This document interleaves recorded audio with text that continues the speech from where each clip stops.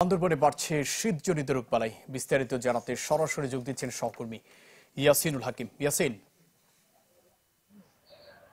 হ্যাঁ জোবাইর, আমি এখন দাঁড়িয়ে আছি বান্দরবান সদর হসপিটালে। আমরা সকাল থেকে দেখেছি আসলে ঠান্ডাজনিত বিভিন্ন রোগবালাই নিয়ে বান্দরবান সদর হসপিটালে রোগীর একটি উচ্চবড় ভিড় ছিল। আমরা কথা বলেছি স্বাস্থ্য বিভাগের কর্মকর্তাদের সাথে, তারা আমাদেরকে জানিয়েছে সকাল থেকে এই পর্যন্ত প্রায় 271 জন রোগীকে তারা বহির্বিভাগ, অন্তর্বিভাগে এবং বহির্বিভাগে সেবা দিয়েছে, যার মধ্যে গতকালকে 30 জনে অন্তর্বিভাগে আসলে ভর্তি রয়েছে বলে তারা আমাদেরকে জানিয়েছে। আমি কথা বলেছিলাম বান্দরবানের স্বাস্থ্য বিভাগের কর্মকর্তাদের সাথে, তিনি আমাদেরকে যেটি জানিয়েছে ঠান্ডা বাড়ার সাথে সাথে মানুষের শীতজনিত সর্দি, কাশি, এরপরে নিউমোনিয়া, হাঁপানি সব বিভিন্ন রোগ ব্যাধিগুলো বাড়ছে। পাশাপাশি মানুষের শরীরে ইদানিং সবচেয়ে বেশি লক্ষণীয় হয়েছে স্কিন ডিজিজের, চর্মরোগের যে কারণটি, সেটি আসলে লক্ষ্য করা যাচ্ছে বলে তারা আমাদেরকে জানিয়েছে।